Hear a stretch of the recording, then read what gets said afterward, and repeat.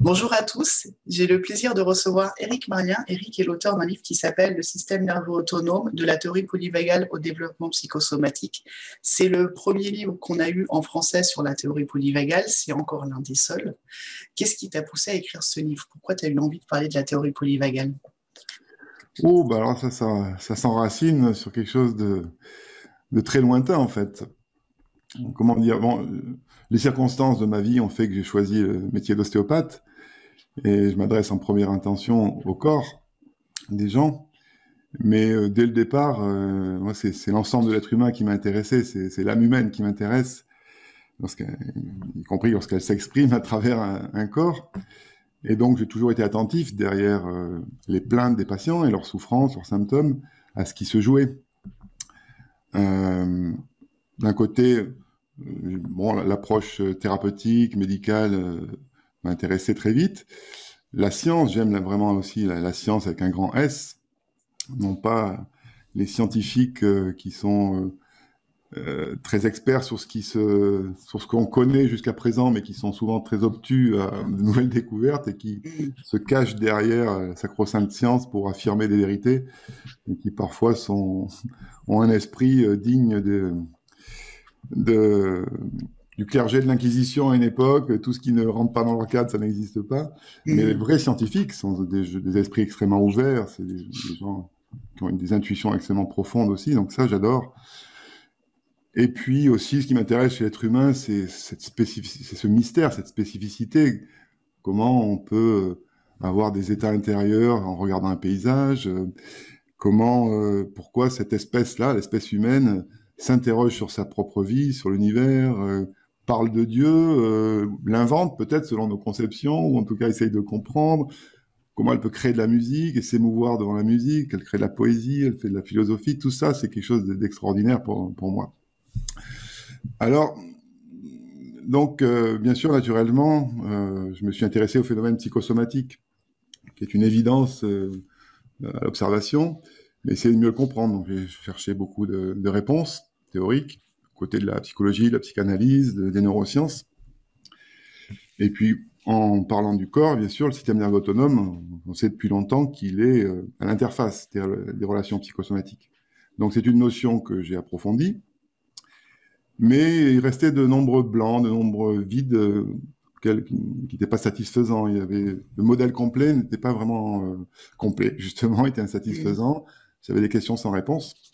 Et puis quand j'ai découvert pour la première fois la théorie polyvagale de Stephen Porges, là, ça a été une illumination. En tout cas, beaucoup de vides se comblaient, et puis des éléments, des pièces disparates s'assemblaient et formaient un motif plus cohérent. Alors pour moi, la façon d'apprendre, depuis que je suis étudiant, c'est d'imaginer que je vais transmettre une connaissance, et donc je travaille, je le réécris, je synthétise, et puis en écrivant, ben, je me suis dit, je vais faire un livre sur la question, et j'avais Comme aussi ça, envie... simplement. Ouais, voilà, c'est ma façon de faire, même quand j'étais étudiant, je réécrivais tous les cours, parce que ça me plaisait pas toujours, j'allais prendre des sources à droite, à gauche, et je recréais un nouveau cours, quoi. Et en plus, j'avais envie de transmettre des nouvelles notions dans le domaine de l'ostéopathie. Et à mon sens, est trop mécaniste encore, trop dans la structure. Et pour moi, ce qui est le plus important, c'est la régulation. Quand on parle ensuite de l'organisme, la régulation, et moins la structure. Donc, lorsque la régulation ne fonctionne plus, bah, c'est toute la structure qui va en subir les conséquences. Oui. Alors, j'avais envie d'apporter aussi des notions, d'enrichir un peu la compréhension dans le domaine de l'ostéopathie. Bon, après, il se trouve que le livre tel qu'il a été conçu, il y avait toute une partie qui pouvait s'adresser à tous ceux qui s'intéressaient à ce sujet. Et en fait, ça a peut-être plus touché les psychothérapeutes qui étaient plus en demande de ces notions que les ostéopathes eux-mêmes. D'accord. Et donc, à ce jour, j'ai formé beaucoup plus de psychothérapeutes ou psychologues que d'ostéopathes sur la question. C'est paradoxal, mais voilà. Et puis, ça intéressait toutes les personnes qui ont été formées à la théorie polyvagale, qui est toute nouvelle, enfin, dont on ne Ouais. parle pas depuis très longtemps, et qui sont très en demande de littérature sur le sujet. Il y en a très très peu en français. Bah oui, normalement, je ne me considérais pas comme quelqu'un d'avant-garde, et puis, par chance, j'étais le premier à écrire là-dessus en France. Donc, Mais justement, on a pas mal de livres qui sortent en ce moment sur le Ouais. nerf vague. On a activé votre nerf vague, on a être en bonne santé grâce au nerf vague. Ah ouais, c'est C'est, super intéressant, ça, tu vois. lui, il est tout récent, c'est Jean-Marie Desfossés qui avait déjà fait se protéger du stress, des inflammations chroniques et des maladies Ah, ah, chroniques grâce au nerf vague. Il en a refait un autre. Mais en d'accord. fait, dedans, il n'y a pas la théorie polyvagale. Comment tu expliques qu'il parle du nerf vague et qu'il ne parle pas de cette nouveauté physiologique qui est cette nouvelle branche du nerf vague? D'accord.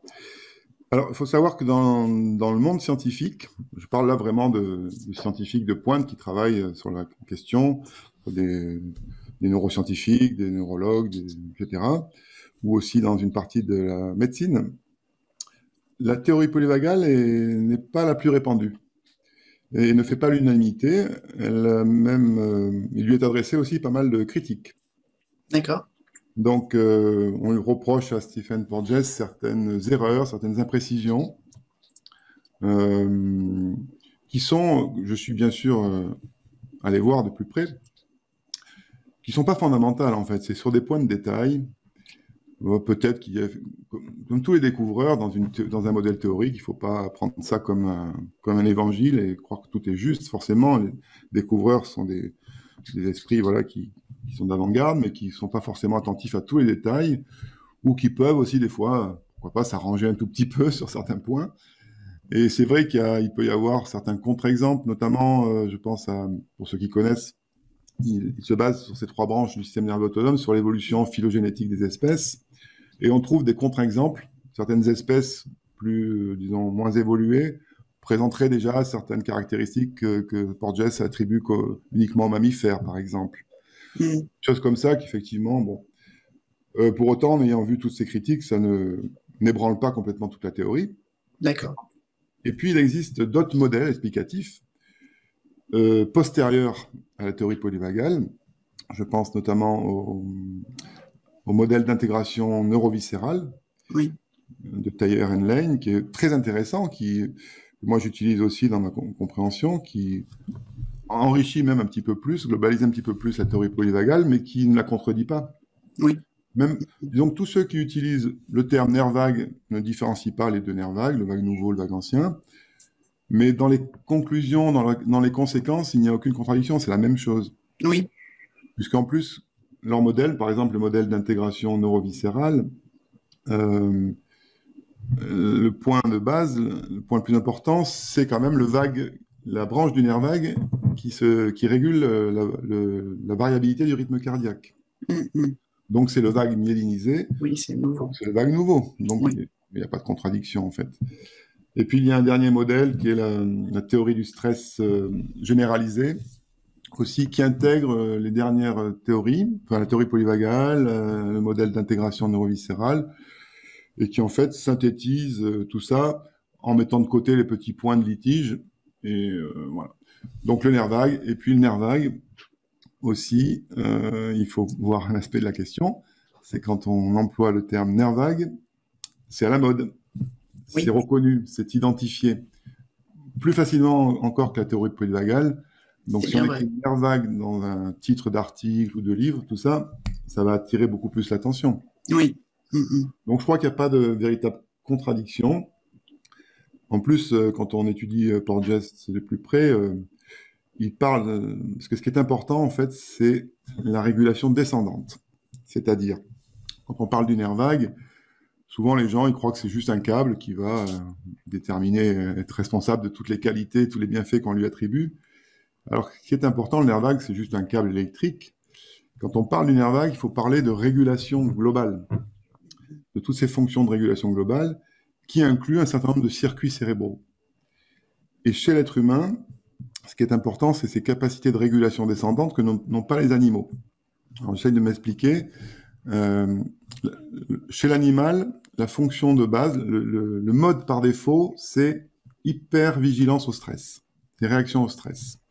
Ça met en jeu des circuits sous-corticaux, système limbique, et puis le noyau du tronc cérébral, et c'est l'activation du sympathique chez les animaux, en priorité, pour se défendre, pour survivre. Après, il y a le mode immobilisation, shutdown, on se collapse pour le mode de survie dans des conditions extrêmes, une menace vitale vraiment imminente. qui sont attribués par Porges aux vagues anciens, aux vagues dorsales. Ça, c'est les modes par défaut. Chez les mammifères, et particulièrement chez l'être humain, on a besoin des uns des autres. On a besoin de connexion parce que le nouveau-né ne peut pas survivre sans les parents. Contrairement à certaines espèces inférieures, les animaux sont tout de suite livrés à eux-mêmes et puis ils en produisent une quantité incroyable de façon à ce qu'il y en ait quelques-uns qui puissent survivre. L'être humain, là, la survie de son petit est vraiment fondamentale. Et puis l'être humain, encore plus, comme à la naissance, il est encore plus immature que toutes les autres espèces de mammifères. Du fait du développement de notre crâne, il faut sortir plus tôt, sinon on ne peut plus sortir. Développement d'encéphale. Donc le besoin de l'autre, de la protection de l'autre est fondamental chez l'être humain. Et donc c'est sur cet aspect-là que s'implante ce besoin de l'autre, ce besoin de connexion, et que Porges appelle l'engagement social. Et ça nous procure une autre voie, justement, une régulation descendante qui permet de moduler, de minimiser ce mode de réaction par défaut de défense, d'activation face au danger, à condition de se sentir en sécurité. Et ça vient de nos parties les plus évoluées, en particulier le cortex préfrontal, qui est vraiment très évolué chez l'être humain, qui permet donc de maintenir, de contrôler ces réactions qui seraient hyper émotionnelles, hyper réactives, et d'avoir des stratégies d'ajustement, de réponse, de comportement, etc., beaucoup plus nuancées, beaucoup plus riches, et de pas tout de suite, dès qu'on sort dans la rue, partir en courant ou attaquer tout le monde, tu vois.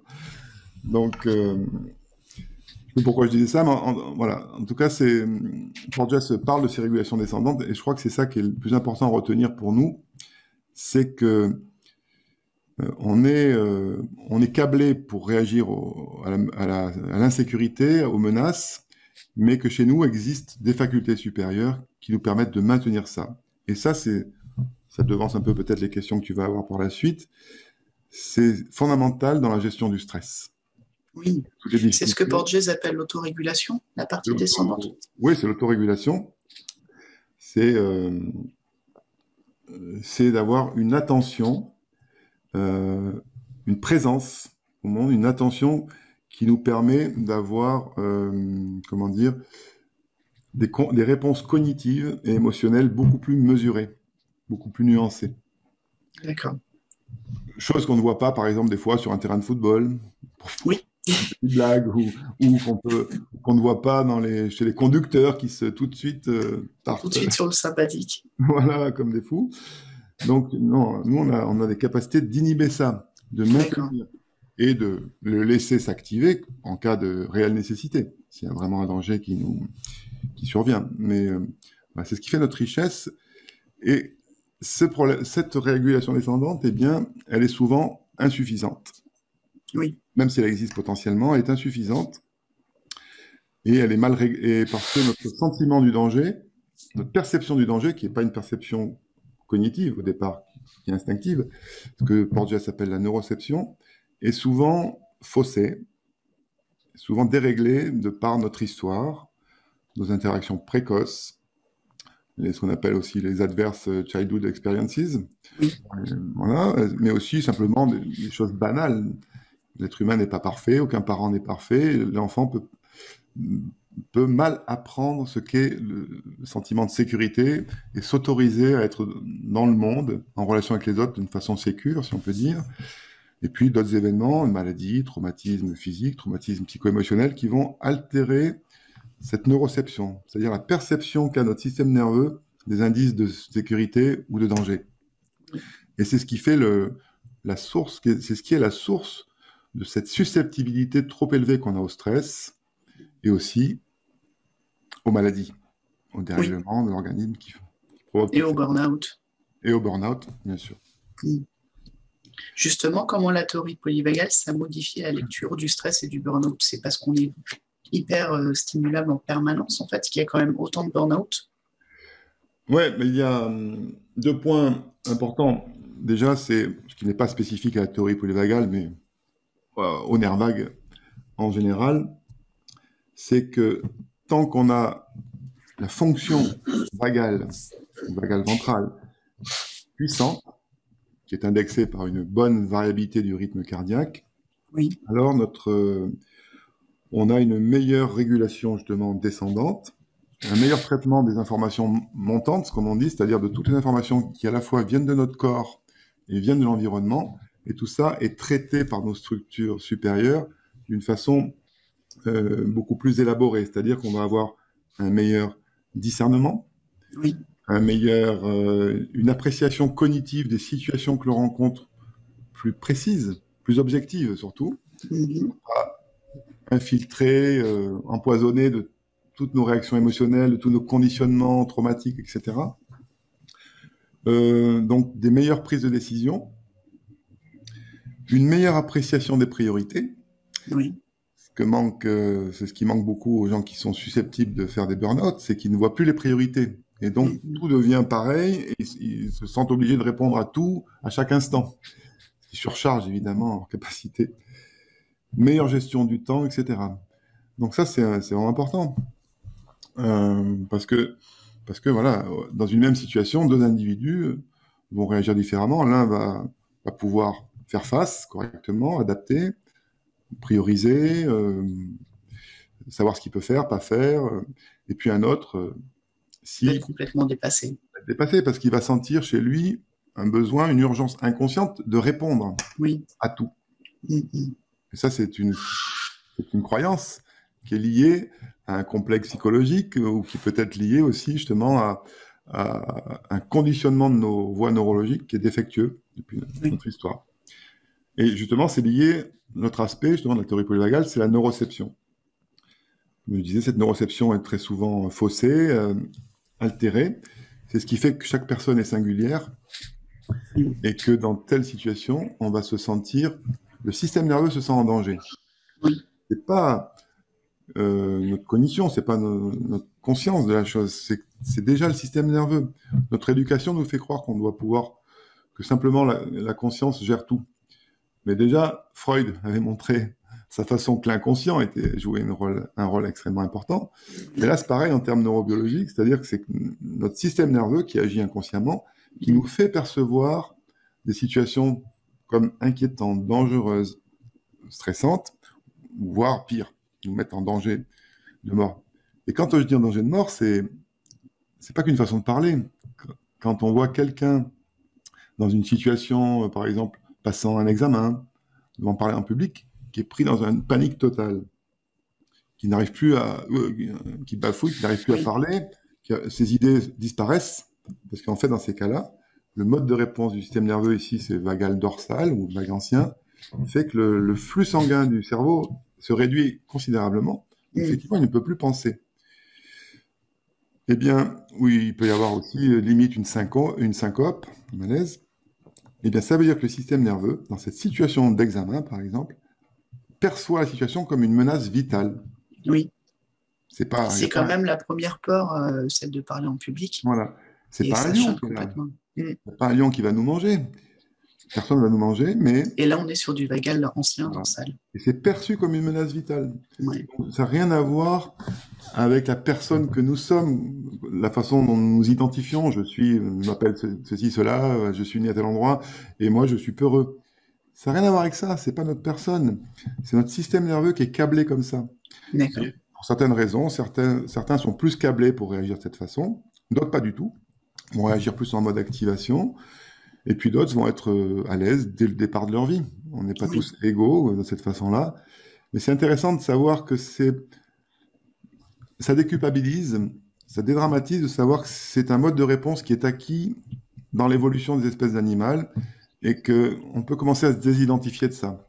le choix se joue sans nous. Pour les personnes qui ont Ouais, des vécus ça se traumatiques fait et qui comme ont été ça. figés, c'est comme ça. Ils ne Voilà. pouvaient pas faire autrement. Il faut pas dire je suis comme ça. Il faut dire Oui, mon système nerveux réagit comme ça. Et donc, d'accord.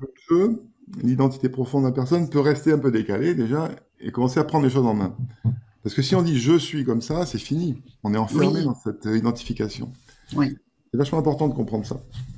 Et du coup, comment on peut en sortir? Est-ce que ça ouvre des nouvelles prises en charge thérapeutiques, la TPV, par rapport au stress et au burn-out? Est-ce qu'on peut sortir de son mode par défaut? Oui, il y a de l'espoir pour tout le monde. Après, les capacités quand on observe concrètement, pragmatiquement, on voit que tout le monde ne s'en sort pas bien.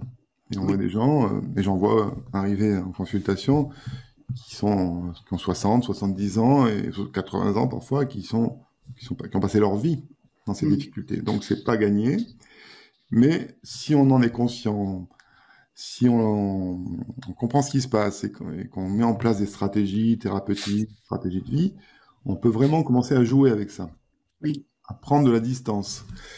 Alors, il y a un potentiel, si vous voulez, évolutif, c'est-à-dire que tout le monde ne pourra pas arriver à être Maître zen en vagal ventral. un maître zen ou un Barack Obama Mm. parlant devant des foules entières, évidemment, mais il y a un potentiel de progression pour tout le monde, c'est sûr. On peut D'accord. commencer à jouer. Alors, voilà, renforcer le nerf vague, il y a plein de stratégies, hein. Il y en a beaucoup. Il y a plein de... Alors, ce qu'il faut comprendre, c'est qu'il y a des moyens, on en voit de plus en plus aujourd'hui, justement, il y a des livres, sur Internet, on voit des tas de trucs. Il faut bien comprendre qu'il y a des moyens qui ont un effet qu'à court terme. C'est-à-dire qu'on Oui. fait un petit exercice, on fait des pompes, enfin, je plaisante, mais et il va y avoir un petit engagement qui est à court terme, qui ne change pas les conditionnements. Ce qui va changer les conditionnements, c'est de pouvoir commencer à jouer sur la neuroception, justement. Cette neuroception D'accord. qui est défectueuse. Tant que la neuroception n'est pas changée, on a beau faire des tas d'exercices, ça améliore sur le moment, mais ça, on retombe dans ces fonctionnements de base, parce que les boucles neurologiques continuent. Donc, désensibiliser la neuroception, alors là, pour ça, ça peut être des psychothérapies, ça peut être plein de choses. Euh, ce qui est le plus important, c'est la prévention, en fait, c'est d'agir très vite, très très Oui. vite, et de corriger le plus vite possible, parce que on a de la neuroplasticité cérébrale, et qui est d'autant plus puissante possible que l'on est jeune, évidemment. Mais on voit quand même des changements, y compris chez des gens cadras, quinquas, sexagénaires, on peut dire. Mm.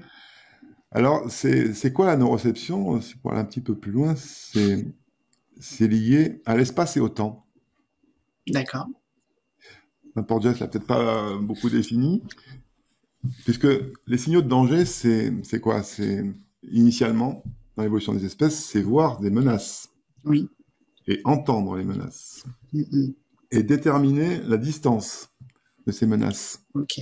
C'est loin ou c'est près? Ça vient de quelle direction? Et c'est lié au temps aussi, parce que est-ce qu'on a le temps de s'adapter? Est-ce qu'on a le temps de mettre en place des stratégies, de se protéger, etc., etc. Donc c'est lié au mouvement du corps humain. Donc c'est pour ça qu'aussi les techniques qui vont travailler aussi le corps, libérer la mobilité et la motricité du corps sont utiles. Mhm. C'est lié à l'espace et au temps, c'est aussi pourquoi, quand on parlait du burn-out, quand on ne sait pas gérer les choses dans le temps, Oui. tu vois, Alors, il y a On est aussi... soit enfermé dans le passé, ou soit quand on est toujours dans le futur et qu'on voit la to-do list qui s'allonge de façon exponentielle, quand on ne sait pas gérer ça, on va dans le mur. Exactement. Donc, il y a... alors, c'est pour ça que là, je suis en train d'explorer, j'ai commencé à explorer une autre technique aussi, qui va travailler sur l'audition, parce que les outils, justement, c'est la vue, mais l'audition. Oui. Et l'audition, Porges en parle dans les différents nerfs crâniens de l'engagement social qui travaillent de concert avec le nerf vague pour nous Mm. permettre d'être en relation, d'une part avec autrui ou de percevoir les signaux de danger. C'est l'audition. D'ailleurs, Porges a mis au point une technique Oui, il travaille dessus, c'est son pareil sur protocole pour les personnes autistes qui voilà. suractivent la perception de danger. Exactement. Donc, c'est une méthode que j'avais apprise et que j'avais faite, pratiquée un peu. J'avais son matériel. C'est intéressant. Le reproche que je lui fais, c'est que c'est la même chose pour tout le monde. Il y a D'accord. un enregistrement. Oui. Donc, il y a d'autres méthodes beaucoup plus précises aujourd'hui, justement, qui permettent de faire des audiogrammes et de voir la façon dont on entend, la façon dont on écoute. D'accord. L'écoute, c'est très actif. Justement, ça met en jeu tout notre fonctionnement global, nos apprentissages, nos conditionnements.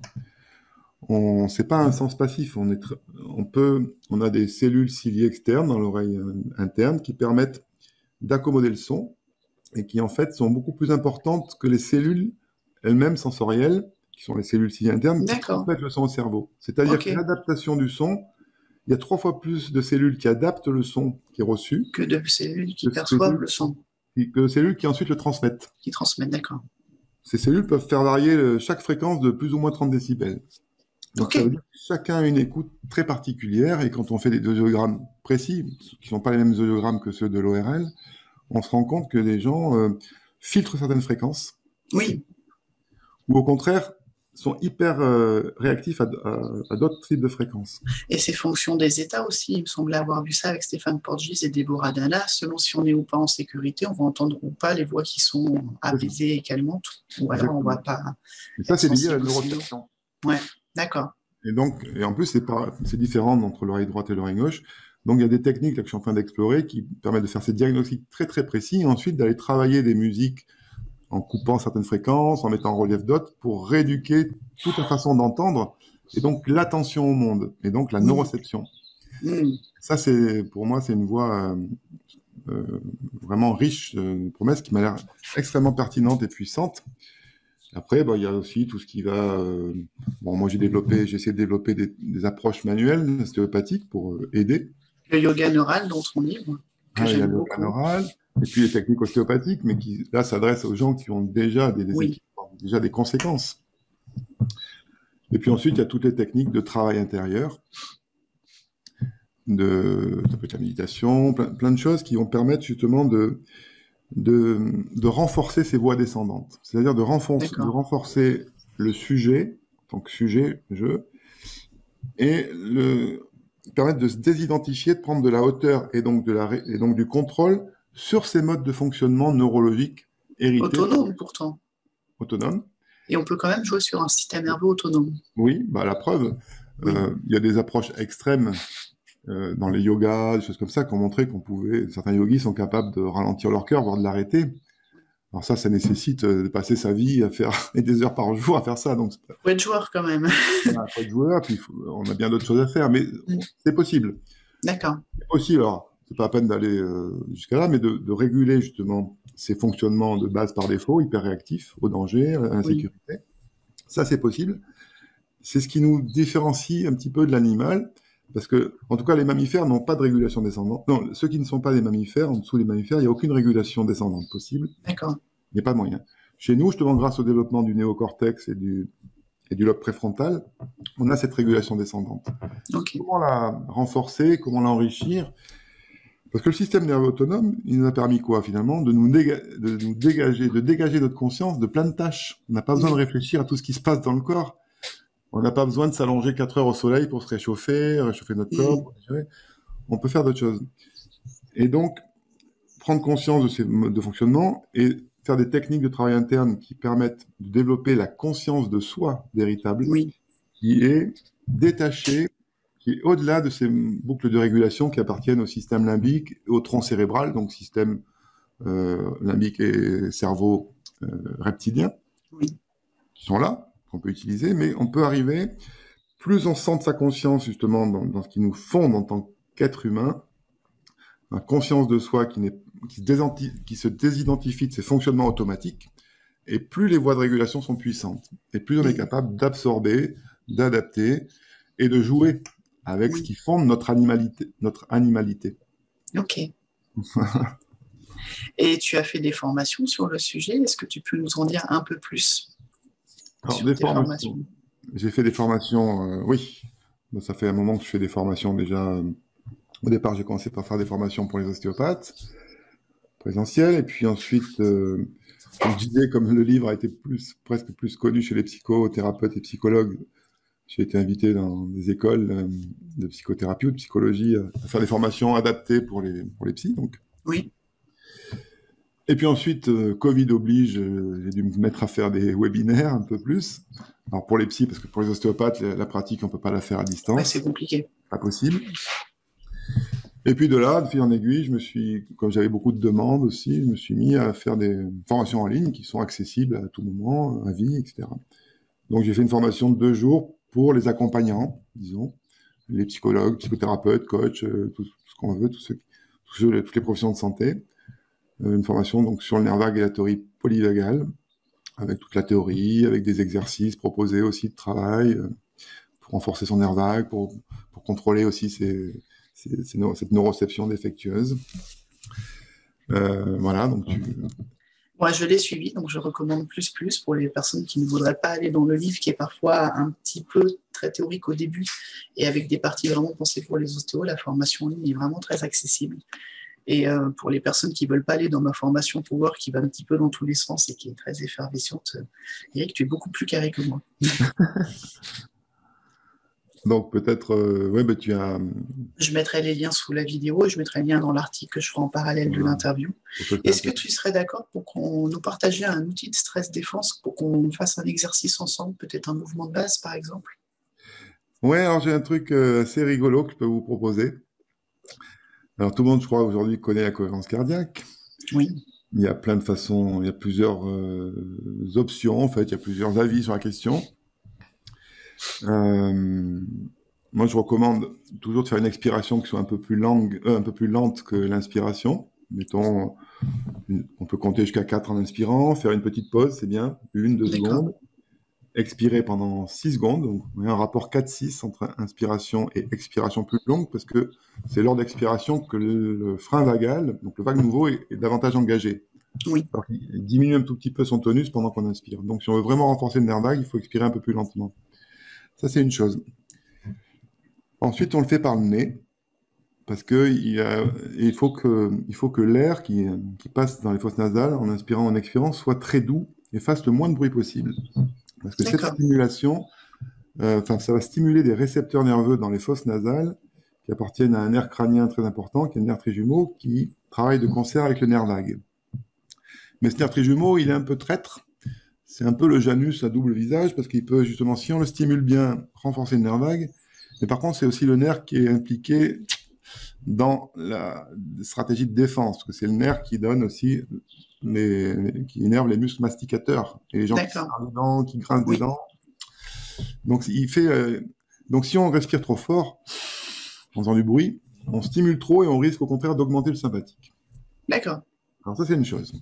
La cohérence cardiaque. Mais là, je vais rajouter un petit truc, c'est que ces bruits très fins de l'air qui passe dans les fosses nasales et qui tourbillonnent en fait, parce qu'il y a des cornets dans les fosses nasales qui permettent à l'air de tourbillonner, donc d'être davantage réchauffé, humidifié, et puis en même temps de filtrer toutes les petites poussières qu'on inhale en permanence. Donc cet air tourbillonne et crée des harmoniques sonores, mais dans le domaine des ultrasons. D'accord. Et ces ultrasons, ces hautes fréquences, ont aussi un pouvoir très subtil pour engager notre vague ventrale. Alors, je vais vous porter un outil très cher, des Ok, assiettes. d'accord. Prenez Je des... n'étais pas prévenue, du coup, je ne peux pas le faire en même temps que toi, je Voilà. n'ai pas Ça les vous- assiettes. C'est pour que vous puissiez le faire chez vous, mais on peut prendre n'importe quelle surface qui réfléchit un peu les sons, justement. D'accord. Et je vous propose donc de faire ces respirations en mettant les assiettes comme ça, devant le nez, et qui viennent couvrir un petit peu les oreilles aussi. Mhm. Et quand vous faites cette inspiration avec le nez, je vais me mettre très près du micro.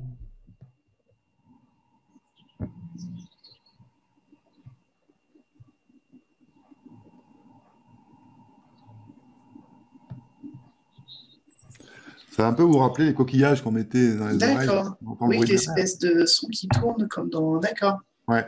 Alors ça va démultiplier ces fréquences, ces hautes fréquences, qui vont avoir un effet très subtil sur le cerveau et qui vont booster encore plus les effets de la cohérence cardiaque. Ouais. Excellent. Du coup, tu fais la cohérence cardiaque en inspirant et en expirant par le nez. Toujours. Après, D'accord. quelqu'un me Parce qu'on propose. trouve beaucoup l'expiration par la bouche sur Moi, les je sais. articles sur la cohérence cardiaque, c'est Alors, pour ça. après, il peut y avoir d'autres stratégies, hein. C'est une stratégie. Mais cette stratégie-là, par le nez, c'est parce que c'est ce qui va permettre de travailler les choses les plus subtiles. Maintenant, si on est très stressé, je peux vous proposer cet exercice-là. Qu'est-ce qu'on fait quand on est énervé par quelque chose? On fait Soupir. faire comme ça. Donc, quand on est vraiment stressé, on peut faire de la cohérence cardiaque de cette façon-là. Ou alors là, on va inspirer. Et puis on finit en faisant un sourire. Alors, suivez avec moi. Et ensuite, on fait. Et à la fin, on lâche, on détend tout. Je vous le fais On peut le faire ensemble, je vous guide quelquefois. Donc,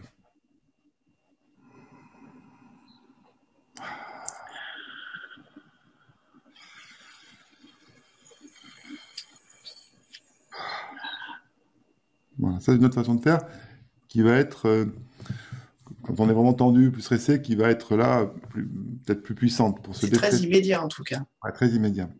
Ok, donc c'est important, même aussi quand on souffle, à la fin, au début on fait ça, on met la bouche, enfin, pendant qu'on souffle, on met la bouche un peu en avant.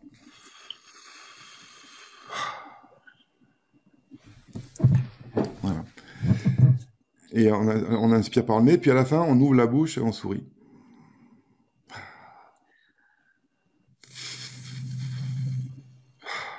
Voilà. Ça détend très vite, se déstresse très vite. C'est super immédiat. Ouais. Et si vous voulez vraiment aller dans le plus subtil, développer vraiment le vague ventral dans ce qu'il y a de plus élevé, de plus humain, si vous voulez, et favoriser des états de conscience beaucoup plus sereins, avec plus de perspective, il faut favoriser les ultrasons, les D'accord. hautes fréquences, et on se fait un résonateur comme ça, et là on respire que par le nez par contre. D'accord, que par le nez avec les assiettes. Les assiettes ou autre chose qui peut se faire, on peut se créer, ceux qui sont bricoleurs. Si je mets un livre de chaque côté, Ça résonne peut-être moins. ça fait moins le côté rond et replié. On peut aussi se faire un plexiglas, ceux qui sont bricoleurs, qui entourent comme ça, un demi-cercle. On met toute sa tête dans un demi-cercle de plexiglas, par exemple. Ah, il faudrait que je demande à Damien, j'ai un participant à une de mes formations qui travaille sur le mixage et sur le son. Il aura peut-être une idée pour adapter l'exercice et faire quelque chose. Voilà, un résonateur. Ouais. Ça fait résonner le son. Et ça, si vous faites un quart d'heure de respiration comme ça, en restant concentré sur ce bruit subtil du souffle qu'on entend, mais rappelez-vous, il va être accompagné de hautes fréquences inaudibles. Là, vous allez sentir votre conscience s'élever, changer. Et c'est vraiment très puissant. À déconseiller au début pour les gens qui sont victimes de trop d'anxiété, trop d'angoisse. Il vaut mieux faire la méthode avec la bouche au départ. Oui, d'accord. Et puis ensuite, voilà, cette méthode-là, c'est Super. une petite nouveauté que j'avais Génial. nulle part. Et là, c'est la première. Effectivement, oui, parce que j'ai revu ta formation dans sa version refaite et je n'avais pas vu les assiettes. Ah, ben, je suis toujours chercher un peu des nouveautés. C'est excellent. Merci beaucoup. Avec plaisir. Et puis, je vais mettre en commentaire les liens pour tes formations et je vais compléter un petit peu l'article pour les gens qui ne connaîtraient pas la théorie polyvagale pour aller un petit peu plus loin. Ok. Merci, prenez soin de vous. Oui. Et ça va être bon pour la partie publique. Et je vais avoir quelques questions. J'ai 3 questions bonus pour la partie masterclass.